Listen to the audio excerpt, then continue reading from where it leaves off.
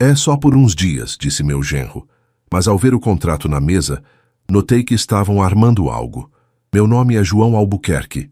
Tenho 67 anos e moro em Ribeirão Preto, no bairro Jardim Independência, numa casa que construí com minhas próprias mãos ao longo de 30 anos de trabalho como mecânico.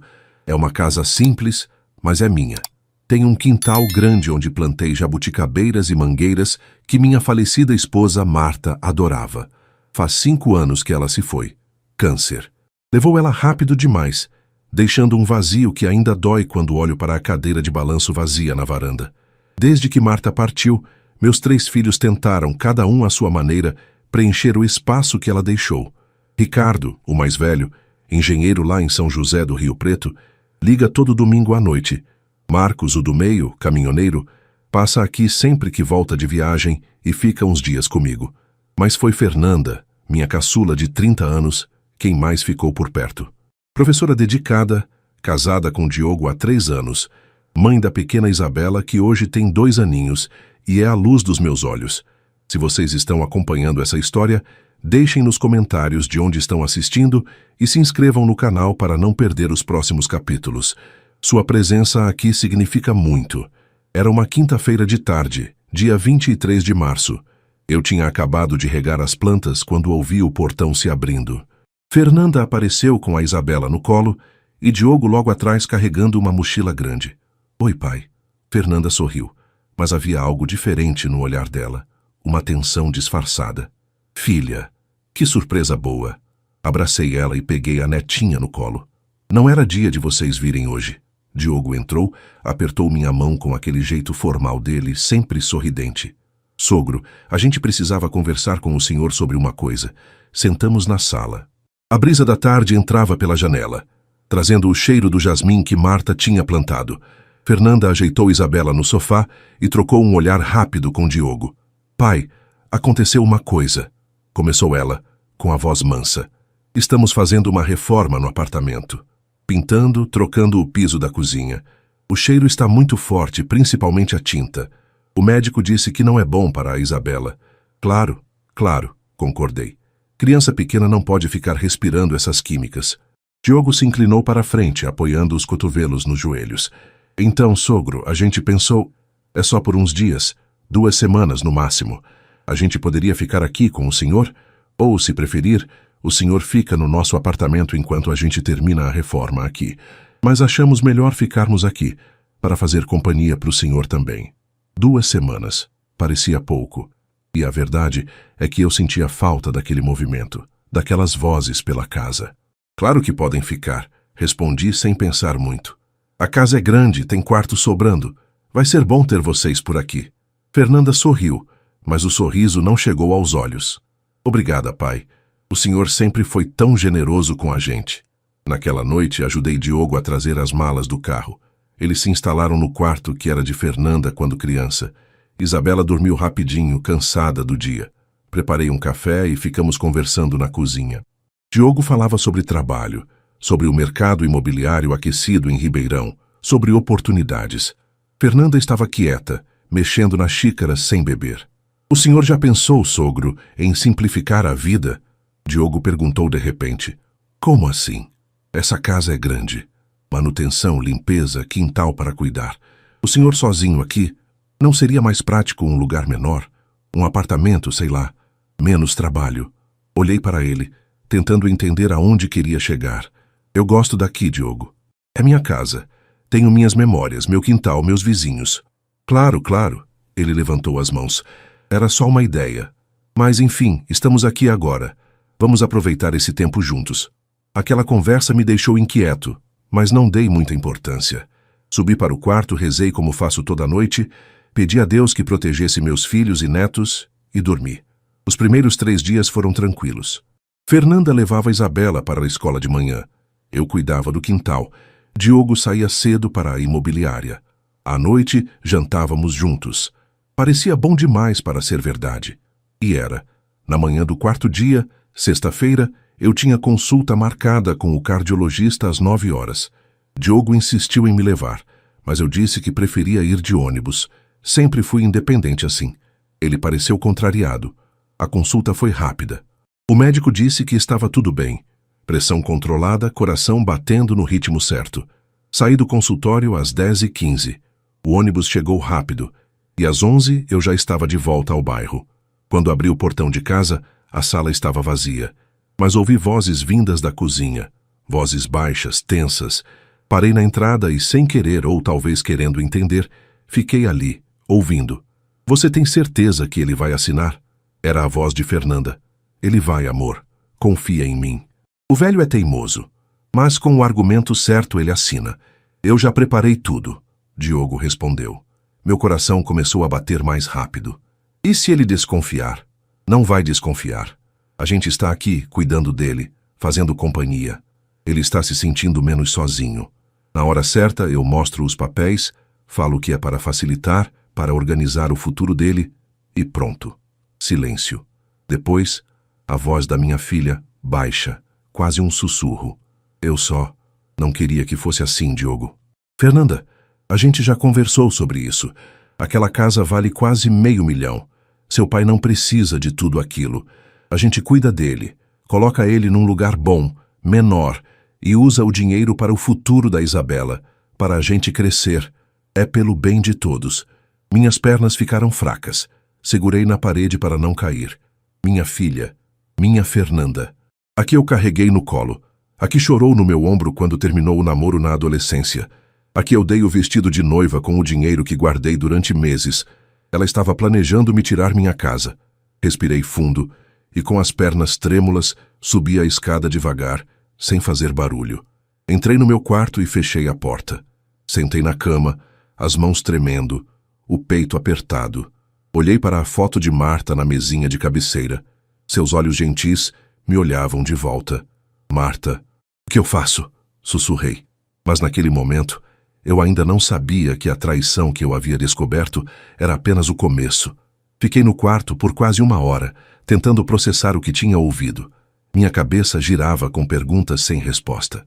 Como Fernanda pôde? Onde foi que eu errei como pai? Ouvi passos na escada. Uma batida leve na porta. Pai? O senhor está aí? Era Fernanda. Limpei o rosto rapidamente. Ajeitei a voz. Estou sim, filha. Só vim descansar um pouco. A consulta foi cansativa. Está tudo bem com o senhor? O médico disse alguma coisa? Tanta preocupação na voz. Ou seria fingimento? Está tudo bem. Pode ficar tranquila. O almoço está quase pronto. Desce quando quiser. Ouvi os passos dela se afastando. Levantei, lavei o rosto na pia do banheiro e me olhei no espelho. Um homem de 67 anos, cabelos grisalhos, rugas fundas ao redor dos olhos. Um homem que trabalhou a vida inteira, que criou 3 filhos com honestidade, que nunca tirou nada de ninguém. E agora, alguém queria tirar tudo de mim. Desci para o almoço. Fernanda tinha feito arroz, feijão, bife acebolado e salada. Minha comida preferida. Isabela estava na cadeirinha brincando com os pedaços de cenoura no prato. Diogo chegou logo depois, vindo da rua. E aí, sogro? Consulta boa? Tranquila, respondi, evitando olhar muito tempo para ele. Almoçamos. A comida estava boa, mas não descia direito. Cada garfada parecia pesada. Eu observava Fernanda tentando encontrar algum sinal de arrependimento, de dúvida, mas ela sorria para Isabela, limpava a boquinha da menina, conversava sobre o dia, como se nada estivesse acontecendo. Depois do almoço, Diogo disse que precisava voltar para a imobiliária. Fernanda levou Isabela para o quintal brincar. Eu disse que ia deitar um pouco, mas não ia deitar. Ia procurar. Subi devagar, passei pelo meu quarto e fui até o quarto onde eles estavam hospedados. Meu coração batia forte. Eu nunca tinha mexido nas coisas dos meus filhos, sempre respeitei a privacidade de cada um. Mas agora eu precisava saber a verdade completa. Abri a porta. O quarto estava arrumado, a cama feita. A mala de Diogo estava encostada na parede. Respirei fundo e abri o zíper. Roupas, documentos de trabalho, uma agenda. Folheei a agenda. Anotações sobre imóveis, clientes, valores. Nada demais. Fechei a mala e olhei ao redor. Foi quando vi a pasta preta sobre a mesinha de cabeceira, meio escondida embaixo de uma revista. Peguei a pasta. Minhas mãos suavam. Abri e ali estava. Tudo. Um contrato de cessão de direitos. Uma procuração em branco esperando minha assinatura. Uma avaliação detalhada da minha casa, feita por um corretor parceiro de Diogo, indicando o valor de mercado, 480 mil.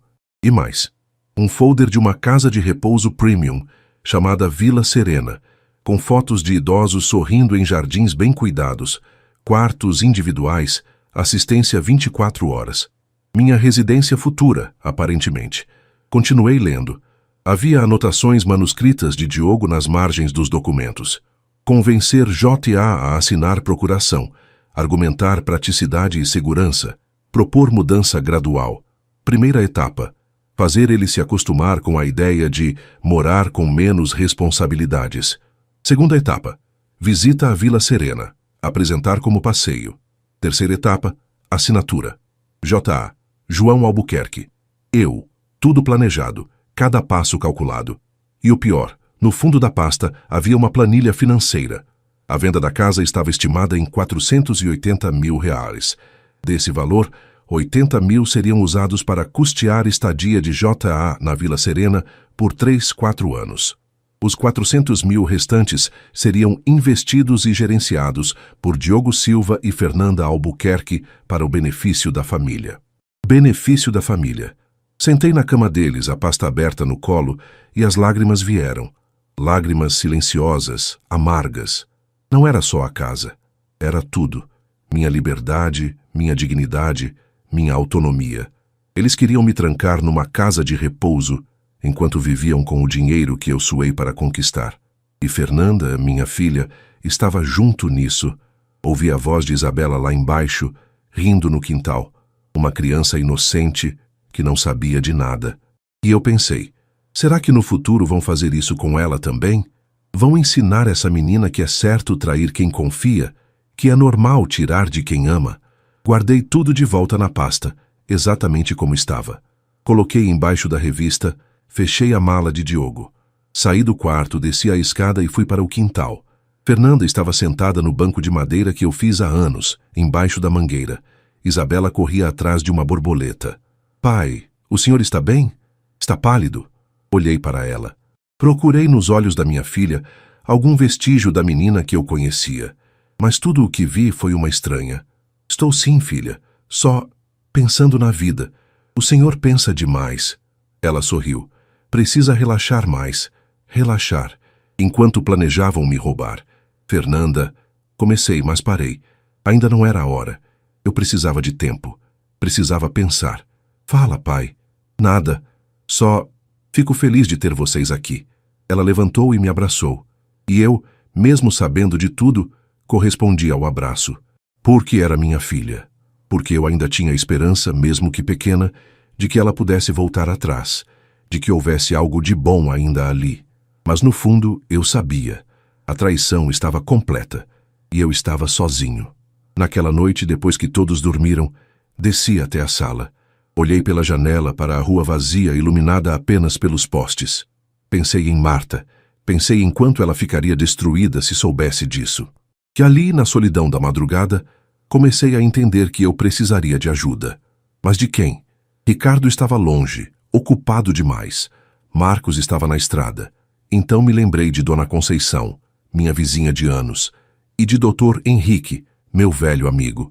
Mas antes de qualquer coisa eu precisava ter certeza absoluta. Precisava ouvir de novo, ver de novo. E Deus, no silêncio da noite, parecia me dizer: aguenta firme, João. A verdade sempre vem à luz. Eu só não sabia o quanto ia doer quando ela viesse. O sábado amanheceu com um céu azul sem nuvens. Ribeirão Preto estava quente, aquele calor seco típico de março. Fernanda acordou cedo e preparou café. Diogo saiu para a imobiliária. Disse que tinha um cliente para atender mesmo sendo fim de semana. Eu fiz questão de ir à feira, como sempre faço aos sábados. Precisava sair daquela casa, respirar, pensar com clareza. Fernanda ofereceu carona, mas recusei. Pai, está muito quente. Deixa eu levar o senhor. Não precisa, filha. Eu gosto de caminhar. Faz bem para as pernas. Peguei minha sacola de pano, botei o boné e saí. A caminhada até a feira era de uns 20 minutos. Passei pela casa de Dona Conceição. Ela estava na varanda regando as flores. Bom dia, João. Bom dia, Conceição. Ela me olhou com aquela atenção de quem conhece as pessoas há muito tempo. Você está com cara de quem não dormiu direito. Parei na calçada, segurei no portão dela. Posso conversar com a senhora depois? Claro, meu filho. Hoje à tarde estou em casa, pode vir. Acenei e continuei caminhando. A feira estava cheia, como sempre. Barracas de frutas, verduras, queijo, linguiça. O cheiro de pastel fritando se misturava com o perfume das flores. Comprei tomate, alface, banana, jabuticaba. A Isabela adora jabuticaba. No caminho de volta, passei pela banca do seu Osvaldo, que vende peixe fresco. E aí, João? Como vai? Vai levando, Osvaldo. Ouvi dizer que sua filha está morando com você uns dias. Notícia corre rápido em bairro pequeno. Estão fazendo reforma no apartamento. Que bom, né? Companhia faz bem. Casa vazia é triste demais. Concordei com a cabeça, mas meu peito apertou. Companhia, se ele soubesse. Quando cheguei em casa, Fernanda estava dando banho em Isabela. A menina ria, espirrava água, um som tão puro, tão inocente. Guardei as compras na cozinha e subi para trocar de roupa. Quando desci de novo, Diogo já tinha voltado. Sogro, precisamos conversar sobre uma coisa, ele disse, e meu coração disparou. Era agora? Já iam fazer a proposta? Sentei na poltrona. Fernanda estava ao lado dele, no sofá. O que foi? Diogo cruzou as mãos, assumiu aquela postura de vendedor que eu já conhecia. Sogro, eu tenho pensado muito sobre o bem-estar do senhor. O senhor vive sozinho, está com 67 anos e a gente se preocupa. Eu estou bem, Diogo. Sim, eu sei. Mas é o seguinte, essa casa dá trabalho. É grande, tem quintal, tem escada. E se o senhor cair? E se passar mal e não tiver ninguém aqui? Tenho vizinhos, tenho telefone, tenho meus filhos. Mas a gente não está sempre por perto, sogro. Ricardo mora em outra cidade. Marcos vive na estrada e eu e Fernanda, mesmo morando aqui em Ribeirão, temos nossas vidas corridas. Fernanda colocou a mão no braço dele, como se pedisse calma. Pai, a gente só quer o melhor para o senhor. E o que vocês estão sugerindo? Diogo se inclinou para a frente. Eu conheço um lugar ótimo. Chama Vila Serena. É uma residência para pessoas da terceira idade, mas não é aquelas coisas ruins, não. É tipo um condomínio fechado. Tem médico, enfermeira, atividades, jardim. O senhor teria o quarto só seu. Faria amizades, teria assistência o tempo todo. Fingi surpresa. Casa de repouso? Não, não é bem assim. Fernanda interveio. É um lugar para o senhor viver com mais tranquilidade, pai. Sem preocupação com manutenção, com conta, com nada. E minha casa? Diogo soltou um sorriso. A gente poderia vender, investir o dinheiro e usar para pagar a Vila Serena. O que sobrar, a gente administra e garante que o senhor tenha tudo o que precisa. Fiquei em silêncio. Deixei o peso da proposta preencher a sala. Vocês já pensaram nisso tudo? A gente se preocupa com o senhor, pai, Fernanda disse, e havia lágrimas nos olhos dela. Lágrimas de mentira ou de culpa, eu não sabia. Eu não quero sair da minha casa, respondi firme. Diogo suspirou. Sogro, só pense. A gente pode marcar uma visita na Vila Serena semana que vem, só para o senhor conhecer sem compromisso. O que acha? Vou pensar. Ótimo. Ele bateu palma nas coxas como se já tivesse vencido. Vamos deixar a ideia assentar. Mas é para o bem do senhor, viu? A gente só quer ver o senhor seguro e tranquilo. Levantei e fui para o quintal. Precisava de ar. Isabela estava brincando com um baldinho, enchendo de terra e despejando. Sentei no banco embaixo da mangueira. A menina veio até mim, me ofereceu um punhado de terra. Vô, olha. Segurei a mãozinha dela, tão pequena, tão perfeita. Que lindo, minha netinha. E pensei, essa criança vai crescer aprendendo que trair os avós é normal? Que tirar o que não é seu está certo se for pelo bem da família? Fernanda apareceu na porta da cozinha. Pai, o senhor está bravo com a gente? Olhei para ela. Não estou bravo, Fernanda, só triste. Triste por quê? Porque vocês estão me traindo, eu queria gritar. Porque você, que eu carreguei no colo, que eu protegi de todo o mal, agora quer me jogar num canto e roubar minha casa. Mas eu disse, triste porque estou ficando velho, filha. E velho lembra que o tempo está passando. Ela se aproximou, sentou ao meu lado. Pai, o senhor vai viver muitos anos ainda, e a gente vai estar aqui, cuidando do senhor. Cuidando. Que palavra irônica. À tarde, quando Diogo saiu de novo e Fernanda colocou Isabela para dormir, peguei meu boné e fui até a casa de Dona Conceição. Ela abriu a porta, me ofereceu um copo de suco de maracujá e sentamos na varanda. Conta para mim, João, o que está acontecendo? E então, pela primeira vez desde que descobri tudo, eu desabafei. Contei sobre a conversa que ouvi, sobre a pasta que encontrei, sobre a proposta que fizeram hoje. Dona Conceição me ouviu em silêncio, apenas balançando a cabeça de vez em quando. Quando terminei, ela segurou minha mão. João, filho, eu sinto muito. Não há dor maior do que a traição de quem a gente ama. Eu não sei o que fazer, Conceição. Você precisa se proteger, João, legalmente, e precisa conversar com seus outros filhos.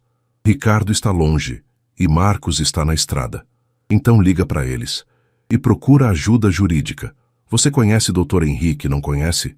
Conheço sim. Ele é um bom homem, vai te orientar. Mas, João, antes de tudo você precisa rezar, pedir a Deus força e sabedoria, porque essa situação não vai se resolver só com raiva ou mágoa. Você vai precisar de discernimento. Ela pegou 1/3 da mesinha ao lado e colocou na minha mão. Leva isso. E toda noite, antes de dormir, reza. Pede a Nossa Senhora que te guie. Deus não abandona seus filhos, João, e a verdade sempre prevalece. Voltei para casa com o terço no bolso e uma decisão no coração. Na segunda-feira eu iria procurar Dr. Henrique, mas antes disso, ainda teria que aguentar mais um dia inteiro fingindo que não sabia de nada. E foi o dia mais longo da minha vida. O domingo começou com o som dos sinos da igreja matriz. 8 horas da manhã. Eu já estava acordado fazia tempo. Dormir estava cada vez mais difícil. Tomei banho, vesti minha melhor camisa e desci para tomar café. Fernanda já estava na cozinha preparando pão com manteiga para Isabela. Bom dia, pai. Vai para a missa? Vou sim. Quer que a gente vá junto? A pergunta me pegou de surpresa. Fernanda não ia à missa há anos. Pode ir, filha. Será bom. Diogo apareceu de bermuda e camiseta, bocejando. Igreja, sogro. Cedão assim num domingo? A missa das 9 é a que eu sempre vou. Então a gente vai junto, Fernanda decidiu. Isabela vai gostar. Não vai, meu amor. A menina bateu palminhas sem entender direito, mas feliz com a animação da mãe. Saímos às 8h30. A igreja matriz fica a 7 quarteirões de casa. Fomos andando. O sol já estava quente. Diogo reclamou do calor, Fernanda segurava Isabela pela mão e eu ia atrás, calado, observando. A igreja estava cheia, como sempre. Cumprimentei conhecidos, Dona Conceição acenou de longe. Sentamos num banco do meio. Isabela ficou no colo de Fernanda. A missa começou. Padre Geraldo, um homem de uns 50 anos, cabelos grisalhos, voz serena, conduzia a celebração. Cantamos, rezamos, ouvimos as leituras. E então veio a homilia. O tema era sobre perdão, mas também sobre justiça. Padre Geraldo falou sobre a parábola do filho pródigo, mas deu um enfoque diferente. Muitas vezes focamos no filho que partiu e voltou. Mas e o filho que ficou? E o pai que foi traído, que sofreu, mas ainda assim abriu os braços? Perdoar não significa aceitar a injustiça. Perdoar não é ser ingênuo. Perdoar é, acima de tudo, não deixar que a mágoa destrua o que ainda há de bom em nós. Mas Deus também nos dá sabedoria para colocar limites, para nos protegermos. Olhei de relance para Fernanda. Ela estava séria, os olhos fixos no padre. Há momentos em que precisamos ser fortes não por raiva, mas por amor próprio e respeito à nossa dignidade, continuou o padre Geraldo. Deus não quer que sejamos pisados, Ele quer que sejamos sábios. Senti um aperto no peito. Era como se aquelas palavras fossem diretamente para mim. Depois da comunhão, fechei os olhos e rezei em silêncio. Pedi a Deus força, pedi sabedoria, pedi que Ele guiasse meus passos nos próximos dias. Saímos da igreja em silêncio. No caminho de volta, Diogo comentou. Padre falou bem hoje, né? Falou, concordei. Essas coisas de perdão, de família. É importante mesmo. Eu não respondi. Em casa, o almoço foi tranquilo. Fernanda fez um frango assado com batatas. Isabela comeu com as mãos, se lambuzando toda, arrancando risadas. Por alguns minutos quase esqueci o que estava acontecendo. Quase. À tarde Marcos ligou. Pai, como está? Tudo bem, filho? E você? Estou voltando de Minas. Devo chegar aí na quarta-feira. Posso passar aí? Claro, estarei te esperando. O senhor está bem mesmo? Sua voz está estranha. Marcos sempre foi o mais atento dos três. Estou sim, filho. Só cansado. Pai, se tiver alguma coisa errada, me conta. Na quarta a gente conversa melhor, está bom? Está bom, te amo, pai. Também te amo, filho. Desliguei e olhei pela janela. Marcos. Ele era minha esperança. Ele sempre foi o mais próximo, o mais leal. Eu só precisava aguentar até quarta-feira. Na segunda-feira de manhã, assim que Diogo saiu para trabalhar e Fernanda levou Isabela para a escola, vesti uma calça social e uma camisa e fui até o escritório do Dr. Henrique. Ele mora numa casa antiga no centro de Ribeirão Preto, que também serve como escritório. Nos conhecemos há anos quando eu ainda trabalhava na cooperativa e ele fazia a parte jurídica de lá. Depois que se aposentou, continuamos amigos. Bati na porta. Ele abriu, de óculos de leitura pendurado no pescoço. Sorriso largo. João, que surpresa boa! Entra, entra! Entramos no escritório dele, repleto de livros e processos antigos. Ele me ofereceu café, mas recusei. Henrique, eu preciso da sua ajuda. Ele percebeu a seriedade no meu tom e se acomodou na cadeira. Fala, João, o que aconteceu? E pela segunda vez em 3 dias contei tudo, desde o pedido de Diogo para ficarem em casa, até a descoberta dos documentos, a conversa que ouvi, a proposta da casa de repouso. Dr. Henrique ouviu em silêncio, fazendo anotações ocasionais. Quando terminei, ele tirou os óculos e esfregou os olhos. João, isso é sério. Muito sério. Eles estão planejando um golpe contra você. Eu sei. Você tem provas? Vi os documentos, ouvi conversas. Você tirou fotos, copiou algo, balancei a cabeça. Não pensei nisso. Não tem problema. O importante é que você sabe e está aqui. Agora vamos nos antecipar. Primeira coisa, você não pode assinar nada. Nenhum documento que Diogo apresentar. Nem procuração, nem contrato, nada. Eu não vou assinar. Segundo, vamos proteger seu patrimônio. Eu vou preparar um documento que impede a venda da sua casa sem a sua presença pessoal em cartório. Vou registrar isso. Pode fazer isso? Posso. E vou. Terceiro, você precisa fazer um testamento claro, deixando suas vontades bem definidas. Ninguém pode alterar isso. Eu tenho um testamento velho. Vamos fazer um novo, mais completo. E quarto, João, você vai precisar conversar com seus filhos, com todos. Ricardo, Marcos e, eventualmente, Fernanda. Eu não sei se consigo encarar Fernanda. Você vai conseguir, porque você é forte e porque está do lado certo. Saí do escritório de doutor Henrique com um peso a menos no peito, mas um peso ainda maior no coração. Agora era real.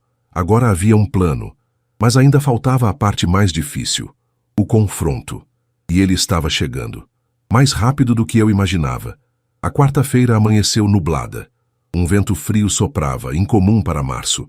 Eu estava na cozinha tomando café quando ouvi a moto roncar na rua. Reconheci o som imediatamente. Marcos. Fui até o portão e lá estava ele, tirando o capacete, sorriso largo no rosto. Pai, filho, nos abraçamos forte. Marcos tem 1,80 m, ombros largos de tanto carregar peso nas estradas. Mas nos olhos dele havia sempre aquela bondade. Como está, pai? Melhor agora que você chegou. Entramos. Fernanda estava na sala com Isabela. Quando viu Marcos, levantou rapidamente. Marcos, que surpresa! Oi, Fernanda. Tudo bem? Tudo. Você não avisou que vinha. Avisei para o pai. Ele olhou para ela com uma expressão que eu conhecia bem. Marcos nunca gostou muito de Diogo. Sempre achou ele arrogante. Diogo está trabalhando, vai voltar à tarde. Que pena. Marcos disse, mas o tom não soava sincero. Isabela correu até Marcos e ele a pegou no colo, jogando ela para cima, arrancando gargalhadas. E aí, princesa, tá crescendo, hein? Marcos, você vai almoçar aqui? Fernanda perguntou. Vou sim. Mas antes eu e o pai precisamos conversar. Vamos dar uma volta, pai? Peguei meu boné e saímos. Caminhamos até uma praça próxima, sentamos num banco à sombra de um ipê roxo. Pai, me conta o que está acontecendo. E não me venha com essa de que está tudo bem. Eu te conheço. E então, pela terceira vez, contei tudo para Marcos. Mas dessa vez, as palavras saíram com mais dor porque era meu filho, meu sangue. Alguém que eu sabia que me amava de verdade. Marcos ouvia, a mandíbula travada, os punhos cerrados. Quando terminei, ele explodiu. Aquele desgraçado. Aquele filho da... Respirou fundo, tentando se controlar. E a Fernanda? Ela está nessa por vontade própria ou é ele que está manipulando ela? Não sei, Marcos. Não sei mais. Pai, o senhor não pode ficar naquela casa com eles. Não é seguro. Henrique já está cuidando da parte legal. Eles não vão conseguir tirar minha casa. Não é só isso, pai. É questão de caráter. Fernanda traiu o senhor. E se continuar morando lá, vai ser uma tortura todo dia. Eu sei. Mas ainda tenho esperança de que ela volte atrás. De que perceba o erro. Marcos me olhou com tristeza. Pai, o senhor é bom demais. Sempre foi. Mas às vezes as pessoas não merecem tantas chances. Ela é minha filha, Marcos. E eu sou seu filho também. E Ricardo é seu filho. E nós nunca faríamos isso com o senhor. Ficamos em silêncio por um tempo. Um casal de pombas ciscava no chão, procurando migalhas. O que o senhor quer que eu faça? Marcos perguntou. Por enquanto, nada. Só fica por perto. Dr. Henrique disse que em alguns dias os documentos de proteção estarão prontos. Aí eu vou conversar com Fernanda e Diogo. Vou dar a eles a chance de reconhecer o erro. E se eles não reconhecerem? Aí eu vou fazer o que precisa ser feito. Voltamos para casa na hora do almoço. Fernanda tinha preparado macarrão com molho. Diogo chegou logo depois, cumprimentou Marcos com aquele aperto de mão firme e falso. E aí, cunhado? Quanto tempo? É, Diogo, quanto tempo? O almoço foi tenso. Marcos quase não falou. Fernanda tentava puxar assunto, mas as respostas eram curtas. Diogo, sempre esperto, percebeu a atmosfera e também ficou quieto. Depois do almoço, Marcos foi embora, mas antes sussurrou no meu ouvido. Qualquer coisa o senhor me liga. Estarei aqui em 10 minutos. Acenei agradecido. Os dias seguintes foram os mais longos da minha vida. Viver na mesma casa que Fernanda e Diogo, sabendo de tudo, fingindo que não sabia, era uma agonia silenciosa. Mas na sexta-feira, Dr. Henrique ligou. João, está tudo pronto. Os documentos foram registrados. Sua casa está protegida. Ninguém pode vendê-la sem sua presença pessoal em cartório, com reconhecimento de firma e testemunhas. E seu testamento novo também está pronto. Obrigado, Henrique. Agora você precisa conversar com eles, João. Precisa confrontar. Eu sei. Quer que eu esteja presente? Não. Isso é algo que preciso fazer sozinho. Mas obrigado. Desliguei o telefone e olhei pela janela. O céu estava limpo, azul profundo. O ipê do quintal estava florido, roxo vibrante. Marta sempre dizia que ipês florescendo era um sinal de renovação. Tomara que ela estivesse certa, porque no dia seguinte eu iria enfrentar minha filha. E não sabia se meu coração aguentaria. O sábado amanheceu diferente. Não fui à feira, não saí de casa. Acordei cedo, rezei o terço que Dona Conceição me deu, pedi a Deus força e clareza. Fernanda estranhou. Pai, o senhor não vai à feira hoje? Não, filha. Hoje vou ficar por aqui. Diogo tinha ido jogar futebol com amigos. Isabela brincava no quintal. Fernanda preparava o almoço na cozinha. Eu estava na sala, sentado na poltrona de Marta, quando toquei no braço da cadeira e senti a textura do tecido gasto pelo tempo. Quantas conversas tivemos aqui? Quantas decisões tomamos juntos nesse lugar? Fernanda apareceu na porta, secando as mãos no pano de prato. Pai, posso fazer uma pergunta? Claro. Ela sentou no sofá, parecia nervosa. O senhor está bravo com a gente? Olhei para ela tentando manter a voz calma. Por que eu estaria bravo, Fernanda? Não sei. É que o senhor está diferente, mais quieto, mais distante. Estou pensando em muita coisa. Em quê? Na vida, na família, nas escolhas que a gente faz. Ela desviou o olhar. Pai, sobre aquela conversa da Vila Serena, a gente só quer o melhor para o senhor. Não é nada forçado. Eu sei o que vocês querem, Fernanda. Sabe, quase deixei escapar. Quase falei tudo ali mesmo. Mas me contive. Ainda não era o momento. Sei que vocês se preocupam comigo, mas eu estou bem e não pretendo sair da minha casa. Mas, pai... Fernanda, eu disse não. O tom foi mais firme do que eu pretendia. Ela ficou surpresa, depois levantou e voltou para a cozinha sem dizer nada. À tarde, liguei para Ricardo. Oi, pai. Tudo bem? Filho, preciso que você venha aqui amanhã. Amanhã? É domingo, pai. Tenho um churrasco com a família da minha esposa. Ricardo, é importante. Muito importante. Ele percebeu o tom sério. Aconteceu algo? Amanhã eu explico. Mas preciso de você aqui. E do Marcos também. Está bem, pai. Saio cedo e chego aí antes do almoço. Obrigado, filho. Desliguei e liguei para Marcos. Ele atendeu no primeiro toque. Pai? Marcos, amanhã vai ser o dia. Vou confrontar Fernanda e Diogo. Preciso de você aqui. Eu vou, pai. Que horas? 10 da manhã. Estarei aí. Naquela noite jantamos em silêncio. Isabela dormiu cedo. Diogo assistia à televisão. Fernanda estava no quarto. Subi, deitei, mas não dormi. Fiquei olhando para o teto, pensando em como seria o dia seguinte, em como eu diria as palavras que precisavam ser ditas, em como minha filha reagiria. E rezei. Rezei muito. No domingo acordei com o estômago embrulhado. Tomei café sozinho, na cozinha. Fernanda e Diogo ainda dormiam. Às 9h30, Marcos chegou. Ele entrou, me abraçou forte. Está preparado, pai? Não sei se alguém se prepara para isso, filho. Às 10 horas, Ricardo chegou. Ele estava sério, apreensivo. Pai, o que está acontecendo? Senta, Ricardo. Eu vou explicar tudo. Fernanda e Diogo desceram, estranhando a movimentação. Ricardo, Marcos, o que vocês estão fazendo aqui? Fernanda perguntou. Eu chamei eles, eu disse. Preciso conversar com todos vocês. Diogo cruzou os braços, o semblante tenso. Sobre o que, sogro? Sentem, pedi. Todos se acomodaram na sala. Isabela estava no quarto, ainda dormindo. Respirei fundo. Fernanda, Diogo, eu descobri tudo. O silêncio que se seguiu foi ensurdecedor. Fernanda ficou pálida. Diogo tentou manter a compostura. Descobriu o que, sogro?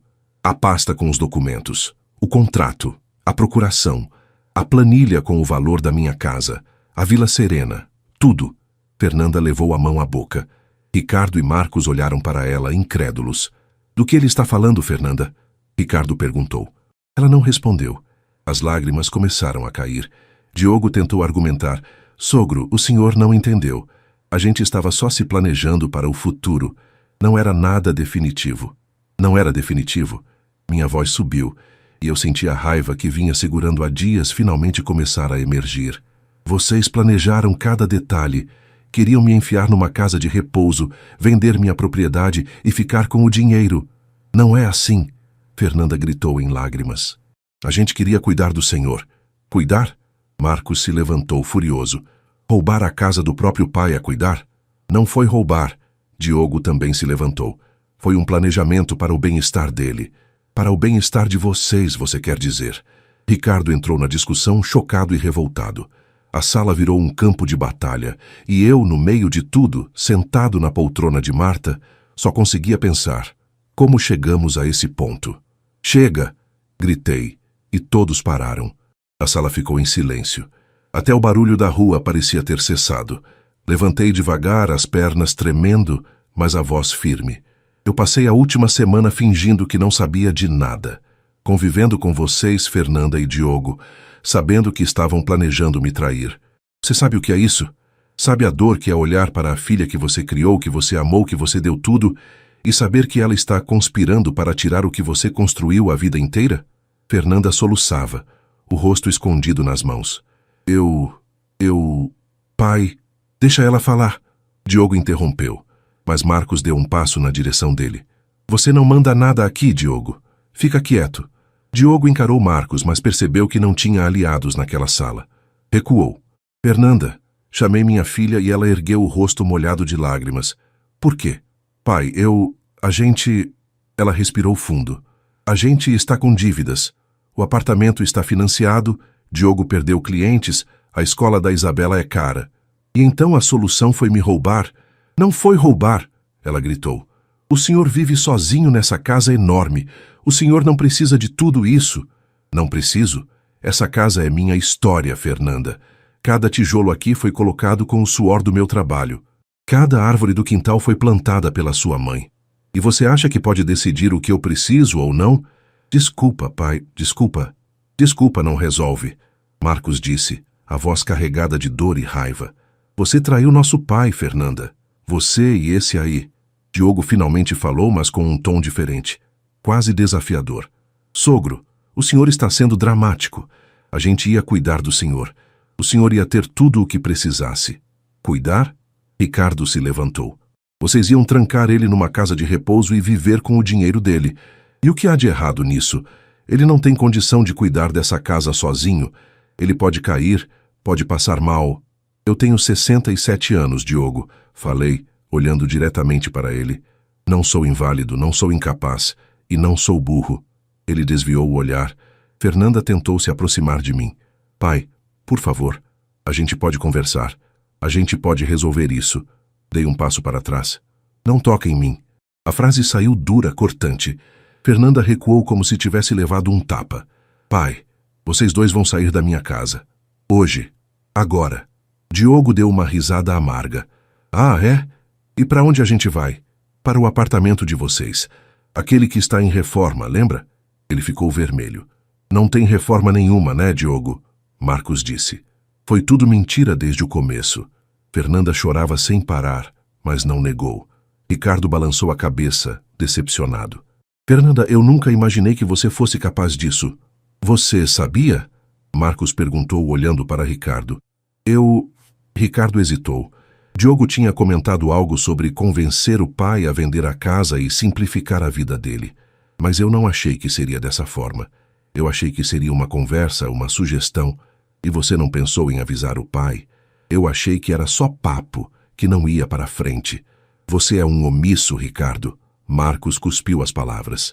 Chega, voltei a intervir. O que foi feito, foi feito. Agora vocês vão ouvir o que eu tenho a dizer. Todos me olharam. Primeiro, a casa está legalmente protegida.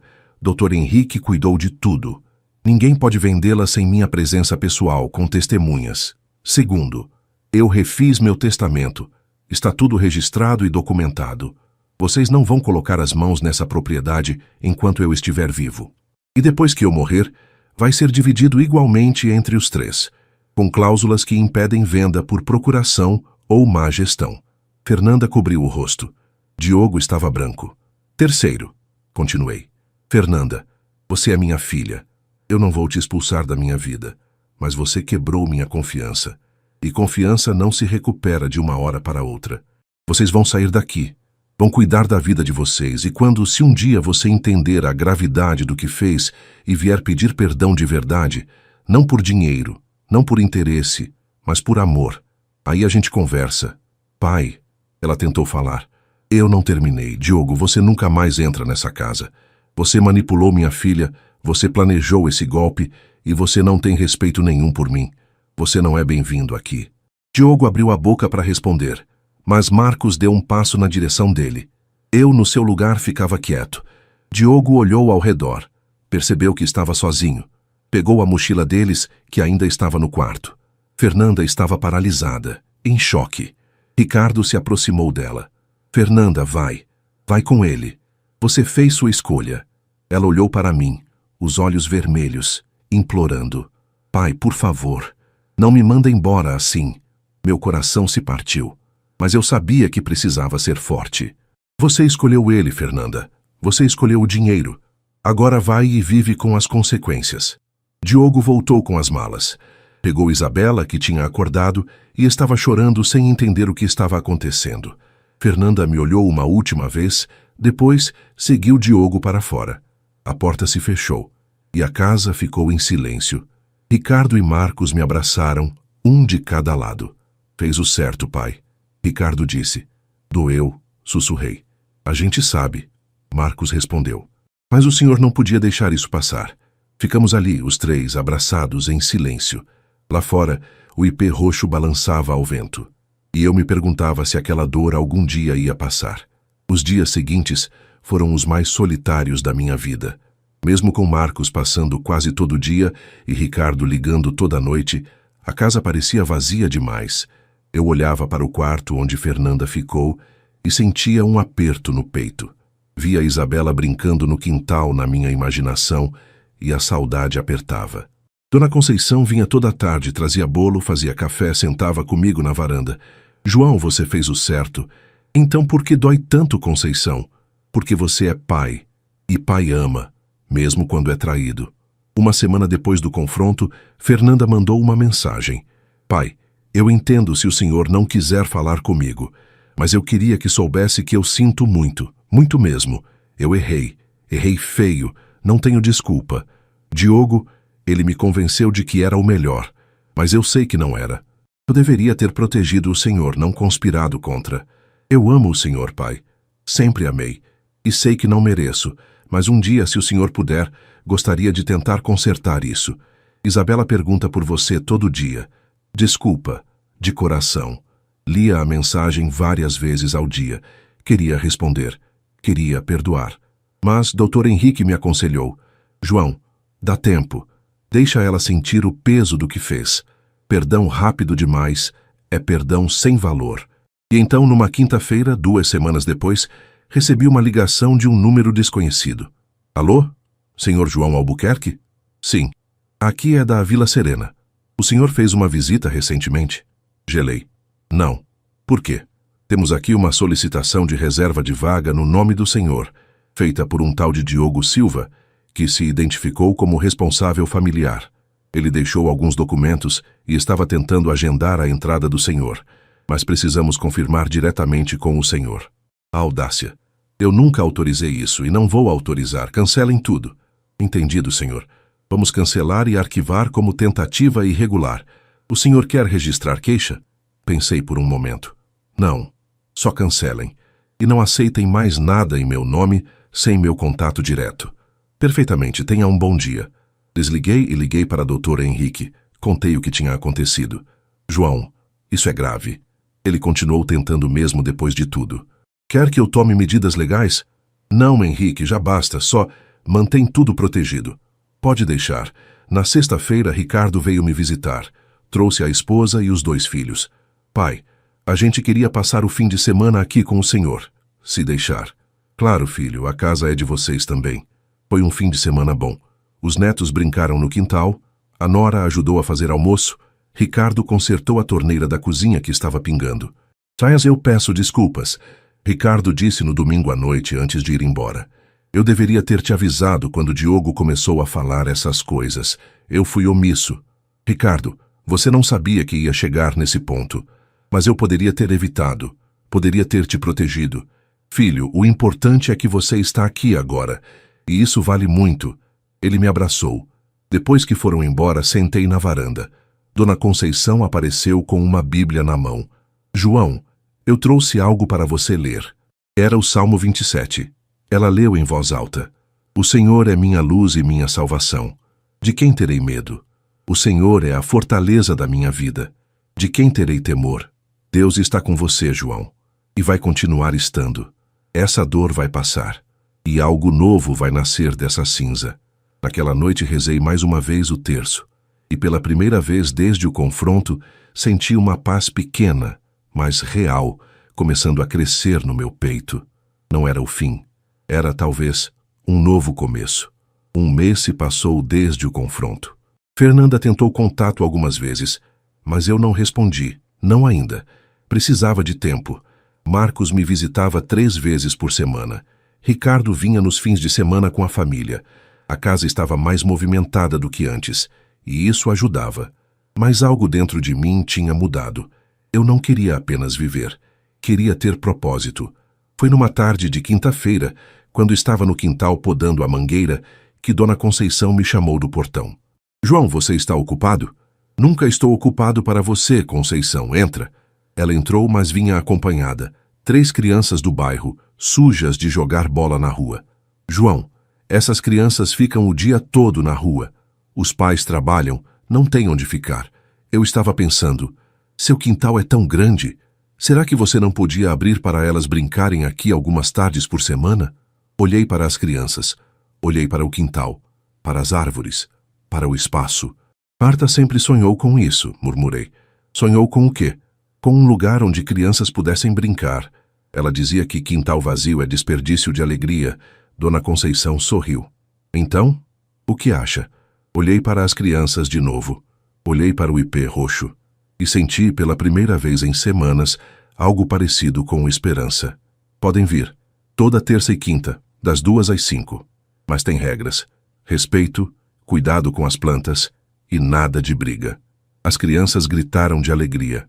E assim começou o Quintal da Alegria, como Dona Conceição batizou. Toda terça e quinta, entre 6 e 10 crianças vinham. Brincavam, corriam, subiam nas árvores, com cuidado, comiam jabuticaba direto do pé. Eu ficava na varanda, observando. Às vezes, ajudava a aparar uma briga, às vezes contava histórias.